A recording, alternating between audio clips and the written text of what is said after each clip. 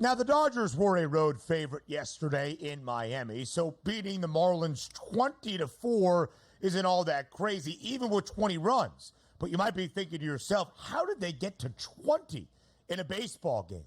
His name is Shohei Ohtani, who made Major League Baseball history in more ways than one last night in Miami. Let's talk about the game itself first. 6 hits in 6 at-bats, 3 home runs, 10 RBIs. He scored 4 runs, and he stole 2 bases. Again, Joe, I said this at the start of the show, but it bears repeating because it was a historic performance. Since the RBI became an official stat back in 1920, over a century ago in America's pastime, only one Major League Baseball player over the course of his career has totaled up a game of all of these requirements. 10 or more RBIs once in his career, 6 or more hits once in his career, 5 or more extra base hits once in his career, 3 or more home runs once in his career, at least 2 stolen bases once in his career. A game to solidify all of those positions just at one time throughout what could be a 12, 14, 16-year Major League Baseball career. Shohei Ohtani did it all in his career in one single game last night in South Florida. And oh, by the way, the 3 home runs gives him 51 this season. The 2 stolen bags gives him 51 so far this season. He became also the first player in MLB history to hit 50 home runs and steal 50 bases in the same season. We have said it before. We will say it again. A unicorn on the diamond and the greatest to ever do it. I mean, there are just so many things that in the way to do it, to create his own club, the 50-50 club, Ben, in that way is just the thing that legends are made of here. And I can't help but to wonder if any of this happens, if he's a pitcher this year, Ben. And I think it's a fair question. Because if this is what he is capable of just being an everyday hitter, an everyday player DH, why in the world would I want him to do? I don't want you to pitch. What good would he have done the Dodgers pitching this year if he didn't? And oh, yeah, by the way, maybe the greatest thing of all of this is that we finally get to see him in October, don't we?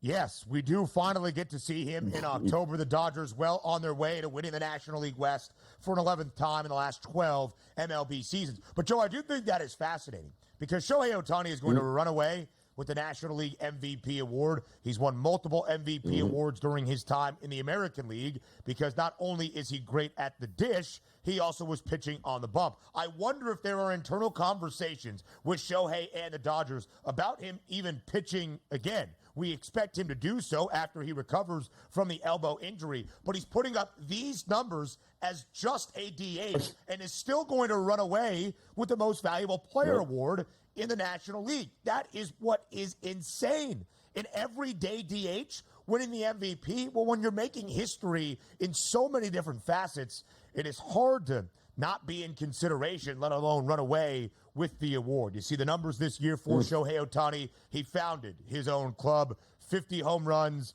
50 stolen bases in a single season. So, yes, the Dodgers are going to win the National League West. They have a 4-game lead over the Padres. They have clinched a postseason berth. They are on their way with a couple of more wins to clinching the NL West again for the 11th time in the last 12 years. And right now, Joe, they are tied atop the National League for the best record in baseball and in the NL alongside Philadelphia, 91 and 62, as the heated race is on for that top overall seed in the National League. It's part of our headlines from yesterday. The New York Mets just keep winning baseball games. 10 runs in 3 consecutive games for the Amazons. The first time in franchise history for New York doing that. 10 or more runs in 3 consecutive games. They got to Taijuan Walker early and often in the opener yesterday, winning 10-6 as a home favorite against the best team in the National League entering.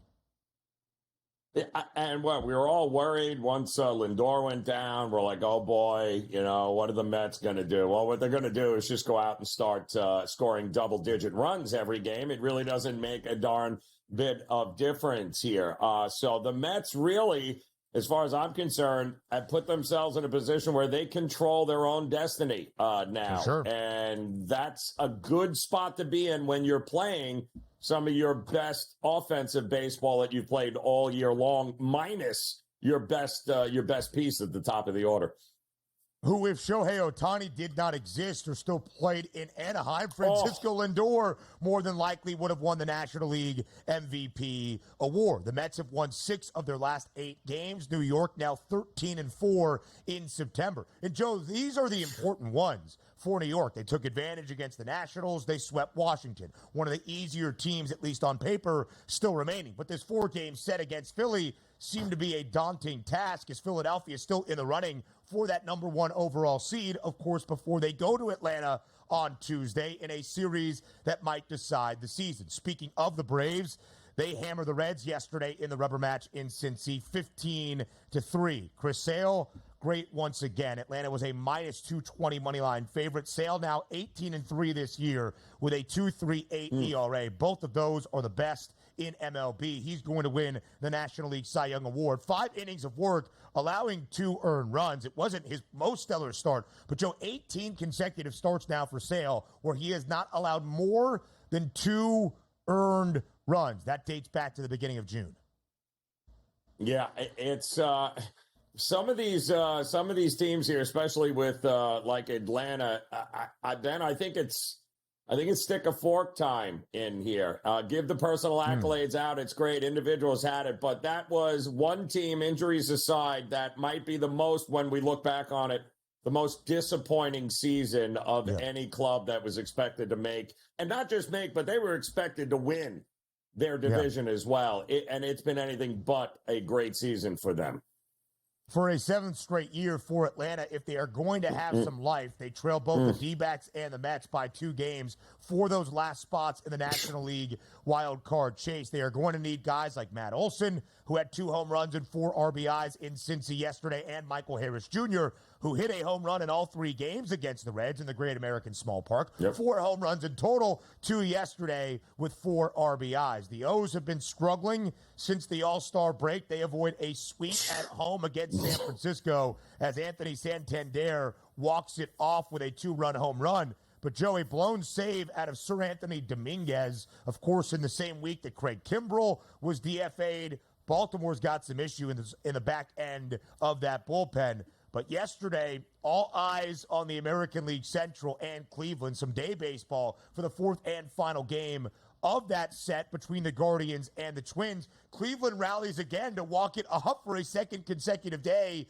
In the bottom of the 10th, Andres Jimenez delivers the game-winning RBI. Cleveland edges out Minnesota 3-2. The Guardians clinch an American League playoff berth. Still well in front in the American League Central. The Twins have dropped 9 of their last 13 games. So as of this Friday morning, entering the weekend, it's Minnesota and Detroit tied for the final wild card spot in the American League. You would have said that a month ago, Ben. They would have thought you were crazy.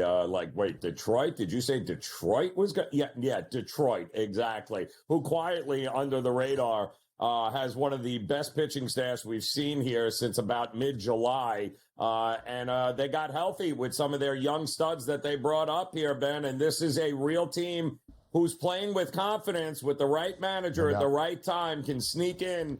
And boy, oh boy, that's a dangerous team heading into the playoffs if they pull this off.